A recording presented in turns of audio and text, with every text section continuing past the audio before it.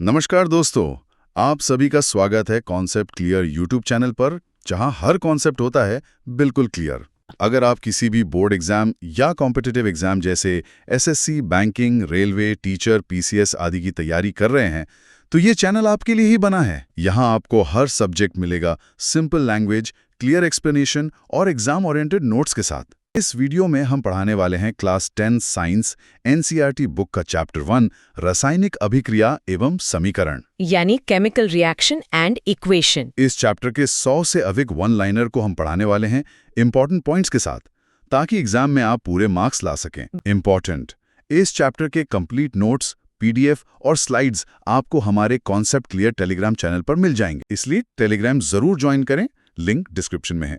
और अगर आप चाहते हैं कि सभी सब्जेक्ट्स इसी तरह आसान तरीके से समझ आएं, तो अभी चैनल को सब्सक्राइब करें और बेल आइकॉन दबाएं, ताकि आने वाली हर नई वीडियो आप तक सबसे पहले पहुंचे। और इस चैनल को अपने दोस्तों के साथ शेयर करें। हाँ, शेयर करना ना भूलें। तो चलिए दोस्तों, बिना समय गवाए शुरू करते हैं आज का कॉन्सेप्ट क्लियर सेशन। तो आज का हमारा विषय है रासायनिक अभिक्रियाएं एवं समीकरण। सबसे पहला सवाल यही उठता है कि हम कैसे पहचाने कि कोई रासायनिक अभिक्रिया हुई है, मतलब केमिकल रिएक्शन हुआ है, ये पता कैसे चलेगा? इसकी कुछ बहुत ही स्पष्ट लक्षण होते हैं। जब भी कोई रासायनिक परिवर्तन होता है ना, तो पदार्थ की अवस्था यानी स्टेट में बदलाव आ सकता है। अवस्था मतलब जैसे ठोस से गैस बन जाना? एकदम सही। इसके अलावा रंग यानी कलर में बदलाव आ सकता है और तापमान या टेम्परेचर में भी बदलाव देखा जा सकता है। अच्छा, और क्या गैसें भी निकलती हैं? बिल्कुल, गैसों का उत्सर्जन या इमिशन ऑफ गैसेस भी एक बहुत बड़ा संकेत है। राइट। तो जो पदार्थ इसमें हिस्सा लेते हैं उन्हें क्या कहते हैं? जो मूल पदार्थ अभिक्रिया में भाग लेते हैं उन्हें अभिकारक या रिएक्टेंट्स कहते हैं। रिएक्टेंट्स। और जो नया बनता है? अभिक्रिया के बाद जो नए पदार्थ बनते हैं उन्हें उत्पाद या प्रतिफल कहा जाता है। अंग्रेजी में इन्हें प्रोडक्ट्स कहते हैं। समझ गया। और जब हम इन्हें कॉपी पर लिखते हैं तो वो समीकरण होता है? हाँ, इन अभिक्रियाओं को जब हम संक्षेप में और संकेतों के माध्यम से लिखते हैं ना, तो उसे रासायनिक समीकरण या केमिकल इक्वेशन कहा जाता है। अच्छा, एक बात बताइए, क्या अभिक्रिया के दौरान एक तत्व का परमाणु जादू से दूसरे तत्व में बदल जाता है? अरे नहीं नहीं, बिल्कुल नहीं। ऐसा कोई जादू नहीं होता। एक तत्व का परमाणु कभी भी दूसरे में नहीं बदलता। तो फिर नया पदार्थ बनता कैसे है? और इन पदार्थों के वजन, मेरा मतलब है मास, का क्या होता है? वास्तव में परमाणुओं के जो आपसी आबंध होते हैं ना, म्यूचुअल बॉन्ड्स। हाँ, म्यूचुअल बॉन्ड्स, बस उनके टूटने और नए आबंधों के जुड़ने से ही नए पदार्थों का निर्माण होता है। और जहाँ तक वजन की बात है, तो यहाँ द्रव्यमान संरक्षण के सिद्धांत का नियम लागू होता है, यानी law of conservation of mass. बिल्कुल। इस सिद्धांत के अनुसार द्रव्यमान का न तो निर्माण होता है और न ही नाश। मतलब जितना वजन पहले था उतना ही बाद में रहेगा? एकदम सही।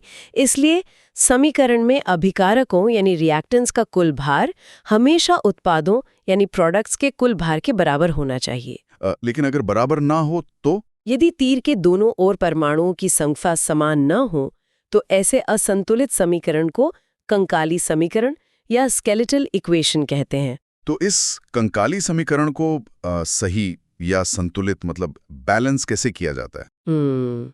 इसे संतुलित करने की एक विधि है जिसे हिट एंड ट्रायल विधि या हिट एंड ट्रायल मेथड कहते हैं। इसमें क्या करते हैं? इसमें हम गुणांक यानी कोएफिशिएंट के रूप में सबसे छोटी पूर्णांक संख्या का उपयोग करते हैं, मतलब स्मॉलेस्ट होल नंबर लगाते हैं। अच्छा, और शुरुआत कहाँ से करनी चाहिए?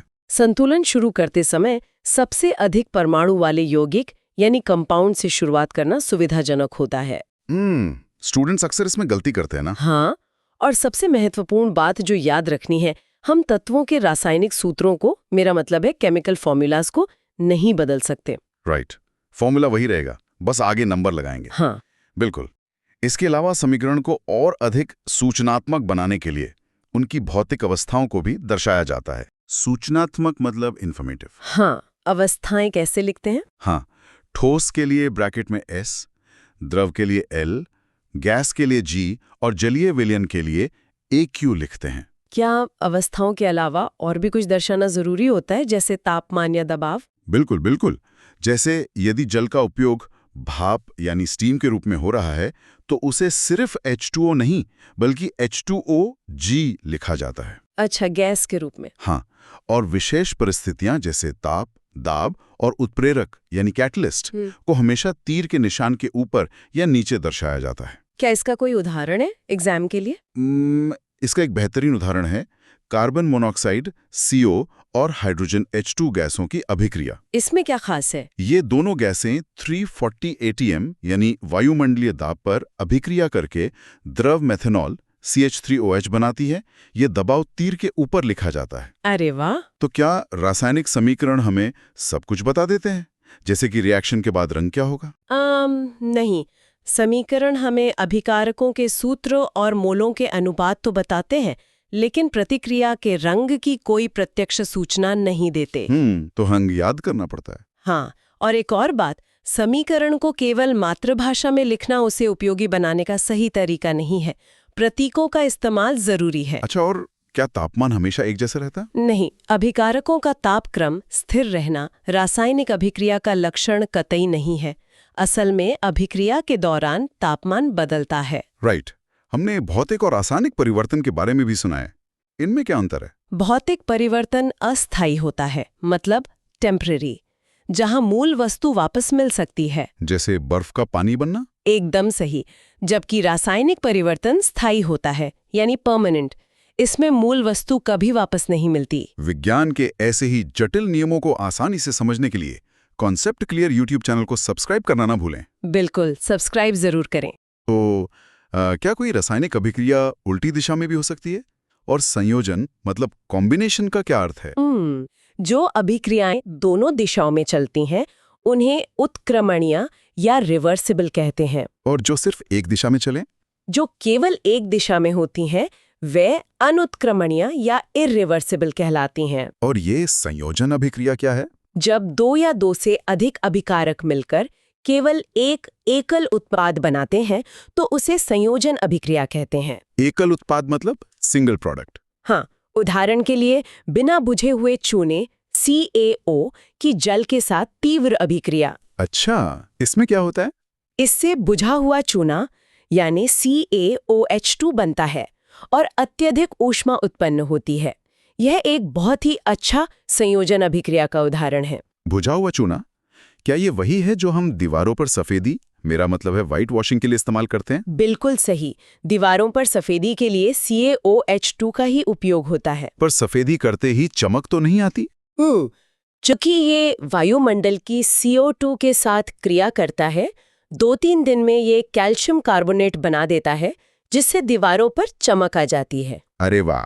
एक रोचक तथ्य ये भी है कि संगमरमर, जिसे हम मार्बल कहते हैं, और चूना पत्थर यानी लाइमस्टोन, दोनों का ही रासायनिक सूत्र CaCO3 होता है। ये तो सच में बहुत दिलचस्प है। आपने ऊष्मा उत्पन्न होने की बात की थी, क्या इसे कुछ खास करते हैं? हाँ, जिन अभिक्रियाओं में उत्पाद के साथ साथ ऊष्मा भी उत्पन्न होती है, उन्हें ऊष्माक्षेपी अभिक्रिया या एक्सोथर्मिक रिएक्शन कहते हैं। क्या हमारे रोजमर्रा के जीवन में ऊष्माक्षेपी अभिक्रियाओं के और भी उदाहरण हैं? बिल्कुल है। कोयले का दहन यानी C+O2 से CO2 बनना और प्राकृतिक गैस यानी मीथेन का दहन विशुद्ध ऊष्माक्षेपी संयोजन अभिक्रियाएं हैं। क्या हमारे शरीर में भी ऐसा कुछ होता है? हाँ, हमारे शरीर में होने वाला श्वसन या रेस्पिरेशन भी एक ऊष्माक्षेपी और उपचयन अभिक्रिया है। उपचयन मतलब ऑक्सीकरण? राइट, क्योंकि इसमें कार्बोहाइड्रेट के टूटने से हमें ऊर्जा मिलती है। और खाने का पचना? इसी तरह शरीर में भोजन का पचना और भोजन का पकाना दोनों ही उपचयन अभिक्रियाओं के मुख्य उदाहरण हैं। क्या सब्जियों के कचरे का खाद में बदलना भी कोई अभिक्रिया है? हाँ, शाक सब्जियों का विघटित होकर कॉम्पोस्ट बनना भी ऊष्माक्षेपी अभिक्रिया का ही एक उदाहरण है। अच्छा, और प्रयोगशाला में मैग्नीशियम के साथ क्या किया जाता है? एग्जाम में ये सवाल बहुत आता है। प्रयोगशाला में दहन से पहले मैग्नीशियम रिबन को रेगमाल यानी सैंडपेपर से रगड़ा जाता है। रगड़ते क्यों है? ताकि उसकी सतह से मैग्नीशियम ऑक्साइड की पतली परत को हटाया जा सके। और जलाने पर क्या होता है? जब ये मैग्नीशियम रिबन वायु में जलता है तो ये श्वेत चमकदार लौ मतलब डार्जलिंग व्हाइट फ्लेम के साथ जलता है। और पाउडर बन जाता है। हाँ, ये उजले श्वेत रंग के मैग्नीशियम ऑक्साइड MgO चूर्ण में परिवर्तित हो जाता है। अभी हमने संयोजन के बारे में पढ़ा। क्या पदार्थों को तोड़ा या डिकम्पोज भी जा सकता है? पहले स्पष्ट कर दूं कि जो मैग्नीशियम वाला उदाहरण था 2Mg + O2 से 2MgO बनना, ये एक पूर्णतः संतुलित और संयोजन रासायनिक अभिक्रिया है। राइट। तो अब तोड़ने की बात करते हैं। हाँ, अब अपघटन या डीकम्पोजिशन की बात करते हैं। ये कैसे होता है? जब लेड नाइट्रेट PbNO32 चूर्ण को गर्म किया जाता है तो भूरे रंग का नाइट्रोजन डाइऑक्साइड गैस का धुआं निकलता है। भूरे रंग का धुआं, NO2 गैस। हाँ, और साथ में ऑक्सीजन गैस भी उत्सर्जित होती है। गर्मी से होने के कारण इसे तापीय अपघटन कहते हैं। क्या अपघटन बिजली से भी हो सकता है? बिल्कुल। अम्लीय जल के विद्युत अपघटन यानी इलेक्ट्रोलिसिस में 6 वोल्ट की बैटरी का उपयोग होता है। इसमें क्या क्या गैसें निकलती हैं? इसमें कैथोड पर हाइड्रोजन H2 और एनोड पर ऑक्सीजन O2 गैस एकत्रित होती है।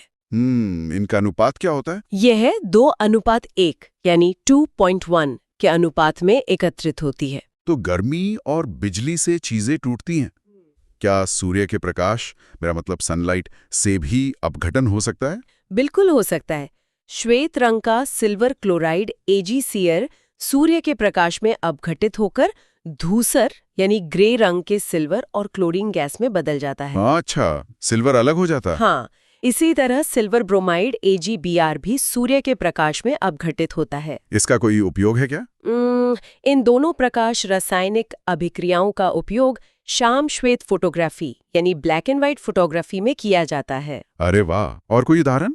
2Hi का H2 और I2 में टूटना भी मुख्य रूप से एक प्रकाशीय अपघटन अभिक्रिया को ही सूचित करता है। हमने देखा कि ऊष्माक्षेपी अभिक्रियाओं में गर्मी निकलती है। क्या ऐसी अभिक्रियाएं भी हैं जो गर्मी सोखती हैं, मतलब एब्जॉर्ब करती हैं? हाँ, जिन अभिक्रियाओं में ऊर्जा का अवशोषण होता है उन्हें ऊष्माशोषी अभिक्रिया या एंडोथर्मिक रिएक्शन कहते हैं। इसका कोई उदाहरण जो एग्जाम में आता हो? इसका एक सटीक उदाहरण है जब बेरियम हाइड्रोक्साइड और अमोनियम क्लोराइड को 1:2 के मोल अनुपात में मिलाया जाता है। 1:2? हाँ, पहले कुछ जगहों पर ये 2:1 लिखा होता था जो गलत था। 1:2 सही है। जब इन्हें मिलाते हैं तो पात्र तुरंत ठंडा हो जाता है। बर्तन एकदम ठंडा हो जाता है? ये तो कमाल है ना? और सबसे बड़ा प्राकृतिक उदाहरण है प्रकाश संश्लेषण यानी फोटोसिंथेसिस। पौधों वाला? हाँ, सूर्य के प्रकाश की उपस्थिति में पौधे CO2 और H2O से अपना भोजन यानी ग्लूकोज बनाते हैं। राइट।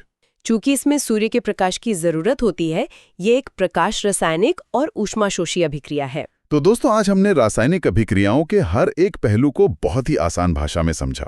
मुझे उम्मीद है कि आपके सारे डाउट्स क्लियर हो गए होंगे। बिल्कुल, और एग्जाम के लिए सारे पॉइंट्स बहुत काम आएंगे। जब एक अधिक ताकतवर यानी ज्यादा क्रियाशील तत्व किसी कम ताकतवर तत्व से टकराता है तो वहाँ एक्चुअली में क्या होता है? देखिए, यहाँ एक बहुत ही बेसिक रिएक्शन होती है जिसे हम विस्थापन अभिक्रिया या डिस्प्लेसमेंट रिएक्शन कहते हैं। इसमें होता क्या है कि जो अधिक क्रियाशील तत्व है ना, वो कम क्रियाशील तत्वों को उसके कंपाउंड यानी यौगिक से हटा देता है। अच्छा, मतलब ताकतवर एलिमेंट कमजोर को बाहर निकाल देता है। एकदम सही।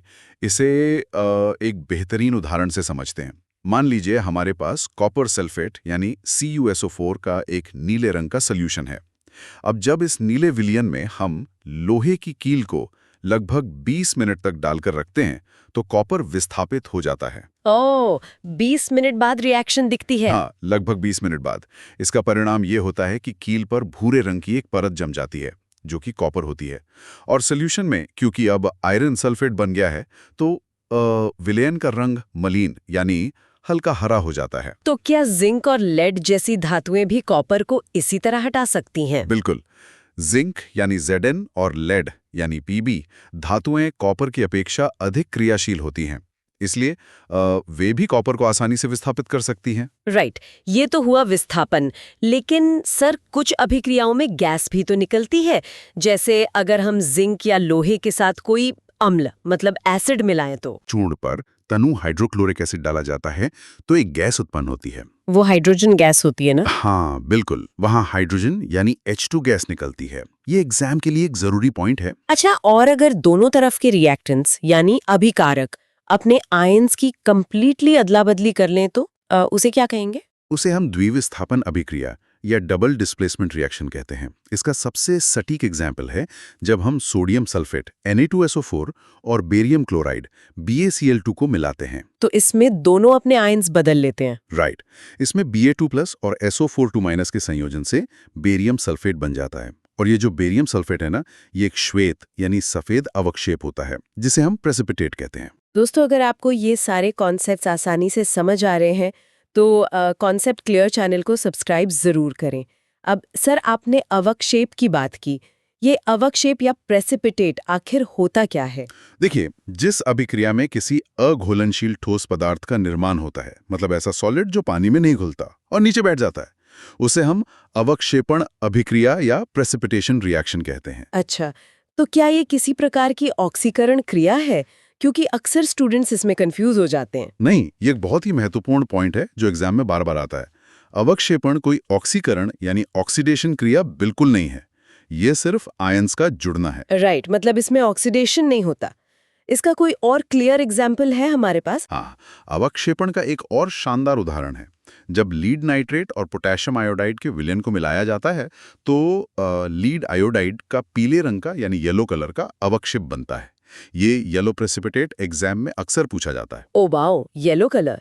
क्या प्रेसिपिटेशन के और भी उदाहरण हैं जो हमारे आसपास के आम रसायनों से जुड़े हों, जैसे कि नमक? बिल्कुल। अगर हम नमक यानी NaCl के घोल में सिल्वर नाइट्रेट मतलब AgNO3 का घोल डालें तो दही जैसा सफेद अवक्षेप उत्पन्न होता है।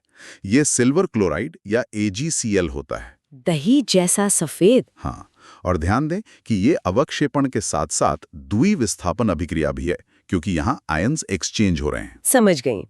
और सर, जब एसिड और बेस यानी अम्ल और क्षार आपस में मिलते हैं तब एक्चुअली क्या होता है? तब उदासीनीकरण या न्यूट्रलाइजेशन अभिक्रिया होती है। एक एसिड और एक बेस मिलकर एक दूसरे के प्रभाव को खत्म कर देते हैं।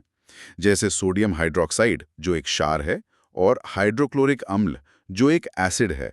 इनकी अभिक्रिया से लवण यानी NaCl और जल बनते हैं।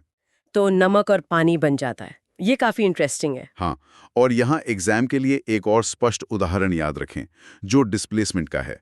Fe2O3 + 2Al बनाता है Al2O3 + 2Fe। ओ, थर्माइट रिएक्शन! बिल्कुल, ये एक विस्थापन अधिक्रिया का बहुत ही स्पष्ट उदाहरण है जहां एल्यूमिनियम लोहे को विस्थापित कर रहा है। अब साइंस के उस कॉन्सेप्ट पर आते हैं जो स्टूडेंट्स को सबसे ज्यादा कंफ्यूज करता है, ऑक्सीडेशन और रिडक्शन। इसे आसान भाषा में कैसे याद रखें? बहुत आसान है। किसी पदार्थ में अगर ऑक्सीजन की वृद्धि हो रही है या फिर हाइड्रोजन का ह्रास यानी कमी हो रही है और इलेक्ट्रॉन का त्याग हो रहा है तो ये उपचयन यानी ऑक्सीडेशन कहलाता है। ओके, तो ऑक्सीजन का जुड़ना ऑक्सीडेशन है और रिडक्शन क्या होगा? इसके ठीक विपरीत, किसी पदार्थ से ऑक्सीजन का ह्रास होना यानी ऑक्सीजन का निकलना या फिर हाइड्रोजन का जुड़ना अपचयन या रिडक्शन कहलाता है। क्या आप इसे किसी एक्सपेरिमेंट से समझा सकते हैं ताकि विजुअलाइज करना आसान हो? बिल्कुल। मान लीजिए आप कॉपर चूर्ण को यानी तांबे के पाउडर को वायु में गर्म करते हैं तो उसकी सतह पर काले रंग की कॉपर ऑक्साइड CuO की परत जम जाती है। क्योंकि उसमें हवा की ऑक्सीजन जुड़ गई। एकदम सही। तो ये उपचयन है। अब अगर इसी काले कॉपर ऑक्साइड पर H2 गैस प्रवाहित की जाए तो ऑक्सीजन वापस निकल जाती है और काली परत पुनः भूरे रंग की हो जाती है। ये अपचयन का उदाहरण है। लेकिन सर, क्या ऐसा होता है कि उपचयन और अपचयन दोनों एक ही अभिक्रिया में एक साथ हो रहे हों? हमेशा। और इसे ही हम उपचयन, अपचयन या रिडॉक्स अभिक्रिया कहते हैं। वह अभिक्रिया जिसमें एक ही समय पर एक अभिकारक उपचयित होता है और दूसरा अपचयित होता है। याद रखें, ऑक्सीकरण और अवकरण हमेशा साथ साथ होते हैं। अच्छा, तो एक एलिमेंट्स ऑक्सीजन लेगा तो दूसरा देगा। राइट। इसके दो महत्वपूर्ण समीकरण एग्जाम में पूछे जाते हैं। पहला, ZnO + C मिलकर बनाते हैं Zn + CO। इसमें कार्बन उपचयित होकर CO बनाता है, जबकि जिंक ऑक्साइड यानी ZnO अपचयित होकर Zn बन जाता है। और दूसरा एग्जाम्पल कौन सा है? दूसरा है 2PbO + C बनाता है 2Pb + CO2। इस अभिक्रिया में ध्यान दीजिएगा, लीड ऑक्साइड यानी PbO अपचयित होता है और कार्बन उपचयित होता है। राइट। यहाँ एक ट्रिक याद रखें, एग्जाम में कंफ्यूज करते हैं।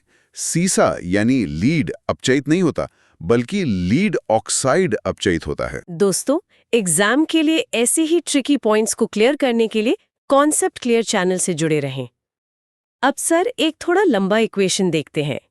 MnO2 प्लस 4HCl रिएक्शन करके बनाते हैं MnCl2 plus 2H2O plus Cl2।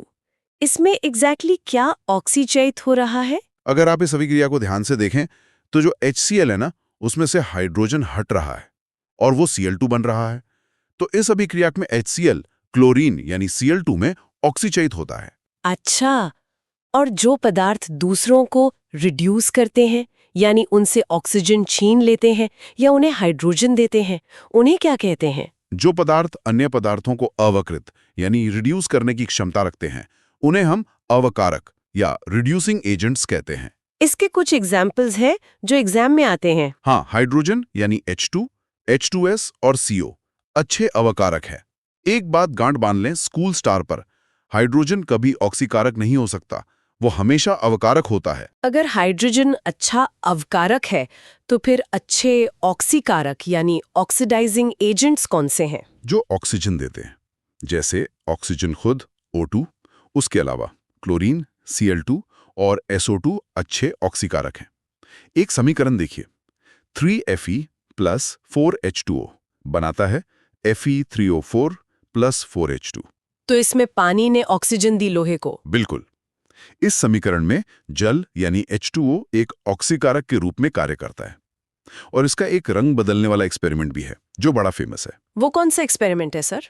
जब अम्लीय पोटेशियम डाइक्रोमेट K2Cr2O7 के घोल में SO2 गैस प्रवाहित की जाती है, तो SO2 के ऑक्सीकारक गुण के कारण घोल का रंग नारंगी से बदलकर हरा हो जाता है। ऑरेंज से ग्रीन, ये याद रखने में आसान रहेगा।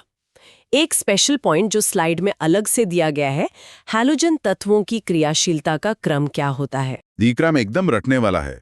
ये क्रम है क्लोरीन, ब्रोमीन और आयोडीन। यानी क्लोरीन सबसे ज्यादा क्रियाशील है, फिर ब्रोमीन और आखिर में आयोडीन। ये एक अकेला पॉइंट है लेकिन एग्जाम के लिए बहुत जरूरी है। अब धातुओं के खराब होने पर आते हैं। जब लोहे पर जंग लगता है तो असल में साइंस की भाषा में वहां क्या हो रहा होता है? जब कोई धातु अम्ल, आर्द्रता यानी नमी आदि के संपर्क में आती है तो वह ऑक्सीकृत होकर खराब यानी संक्षारित हो जाती है। इसे ही संक्षारण या क्रोजन कहते हैं। तो ये भी एक तरह का ऑक्सीडेशन ही है। हाँ बिल्कुल। इसके मुख्य उदाहरण हैं लोहे पर लालिमा युक्त भूरे रंग की परत चढ़ना, जिसे हम जंग लगना कहते हैं, चांदी पर काले रंग की परत चढ़ना और तांबे पर हरे रंग की परत चढ़ना। ये सभी धातु संक्षारण यानी उपचयन के ही उदाहरण हैं। जिस तरह धातुएं हवा के संपर्क में खराब होती हैं, क्या हमारा खाना भी ऐसे ही खराब होता है? एकदम सही कंपैरिजन है। तेल या वसायुक्त खाद्य सामग्री, मतलब जिनमें फैट या ऑयल होता है, जब वो वायु के संपर्क में आती हैं तो वो उपचयित यानी ऑक्सीडाइज हो जाती हैं, जिससे उसका स्वाद और गंध खराब हो जाता है। इसे विकृत गंधिता या रैंसिडिटी कहलाता है। तो इसे बचाने का क्या तरीका है? जैसे चिप्स की पैकेट में ऐसा क्या होता है कि चिप्स महीनों तक क्रिस्पी रहते हैं, उनमें रैंसिडिटी क्यों नहीं होती? क्योंकि खाद्य पदार्थों को बचाने के लिए उनमें प्रतिऑक्सीकारक, जिसे हम एंटीऑक्सीडेंट्स कहते हैं, मिलाए जाते हैं और उन्हें वायुरोधी बर्तनों में रखा जाता है। और चिप्स के पैकेट्स का क्या राज है? चिप्स बनाने वाली कंपनियां थैलियों से ऑक्सीजन को पूरी तरह हटाकर उसमें नाइट्रोजन यानी N2 गैस भर देती हैं। नाइट्रोजन आसानी से रिएक्ट नहीं करती, इसलिए चिप्स का उपचयन नहीं होता। अच्छा, अब रिएक्शन की स्पीड पर आते हैं। क्या रसायन विज्ञान में ऐसा कोई पदार्थ है जो खुद अभिक्रिया में भाग लिए बिना उसकी स्पीड बढ़ा दे? हाँ, वैसे पदार्थ जिनकी उपस्थिति मात्र से किसी रासायनिक अभिक्रिया की दर बढ़ जाती है, उन्हें उत्प्रेरक या कैटलिस्ट कहते हैं। वो रिएक्शन में यूज नहीं होते, बस उसकी स्पीड बढ़ाते हैं। एक छोटा सा फैक्ट और पूछना है सिलेबस से। अमोनिया यानी NH3 में परमाणुओं का अनुपात क्या होता है? अमोनिया के एक अणु में नाइट्रोजन एवं हाइड्रोजन के परमाणुओं का अनुपात 1:3 यानी 1.3 होता है। राइट। और किसी भी चीज को जलने के लिए जो सबसे कम तापमान चाहिए, उसे क्या कहते हैं? वह न्यूनतम तापक्रम जिस पर कोई पदार्थ जलना प्रारंभ करता है उसे उस पदार्थ का ज्वालन ताप या इग्निशन टेम्परेचर कहते हैं। जब तक वो ताप नहीं मिलेगा चीज आग ने पकड़ेगी। दोस्तों, कॉन्सेप्ट क्लियर चैनल पर आगे बढ़ते हुए बात करते हैं ज्वाला की। सर, लकड़ी जलती है तो ज्वाला निकलती है, फ्लेम्स दिखते हैं, लेकिन कोयले में ऐसा क्यों नहीं होता? वो सिर्फ सुलगता है। यह समझना बहुत रोचक है। ज्वाला या फ्लेम एक ऐसा क्षेत्र है जहां केवल गैसीय पदार्थ जलकर ताप और प्रकाश उत्पन्न करते हैं। इसीलिए मोमबत्ती और केरोसिन ज्वाला के साथ जलते हैं, क्योंकि वो गैस में बदल जाते हैं। और कोयला गैस नहीं बनाता? बिल्कुल। जबकि कोयला बिना ज्वाला के जलता है, क्योंकि वो ठोस ही रहता है, गैस नहीं बनाता। एक और बदलाव जो एग्जाम में पूछा जाता है। अंगूर का किण्वन यानी फर्मेंटेशन करना एक रासायनिक परिवर्तन है। फर्मेंटेशन एक केमिकल चेंज है, राइट? अब बात करते हैं हमारे घरों में इस्तेमाल होने वाली गैस की। एलपीजी किन गैसों से मिलकर बनती है? एलपीजी, जिसे हम लिक्विफाइड पेट्रोलियम गैस कहते हैं, उसके मुख्य घटक ब्यूटेन और प्रोपेन होते हैं। इसमें लगभग 41% ब्यूटेन और 57% प्रोपेन होता है। लेकिन सर, इन गैसों की तो अपनी कोई गंध नहीं होती, फिर गैस लीक होने पर इतनी तेज बदबू क्यों आती है?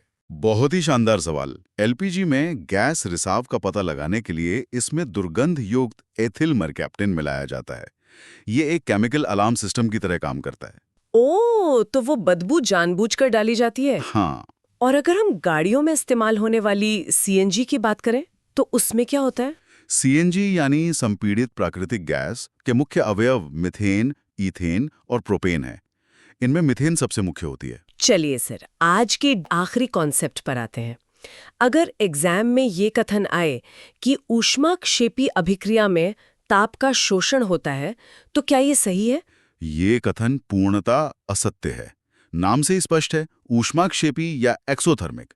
इसमें ताप का शोषण नहीं होता, बल्कि इसमें ताप का उत्सर्जन यानी रिलीज होता है। इस रिएक्शन से गर्मी बाहर निकलती है। रासायनिक अभिक्रियाओं के हर उस पहलू को समझा जो आपके एग्जाम के लिए सबसे जरूरी है। विस्थापन से लेकर संचारण तक और उत्प्रेरक से लेकर ईंधन गैसों तक हमने सब कुछ विस्तार से कवर किया है। बिल्कुल। और मुझे उम्मीद है दोस्तों कि आपके सारे कॉन्सेप्ट्स क्लियर हो गए होंगे और आप एग्जाम के लिए पूरी तरह तैयार हैं। ऐसे ही और कॉन्सेप्ट्स को क्लियर करने के लिए कॉन्सेप्ट क्लियर को सब्सक्राइब करना ना भूलें। मिलते हैं आपसे अगली वीडियो में।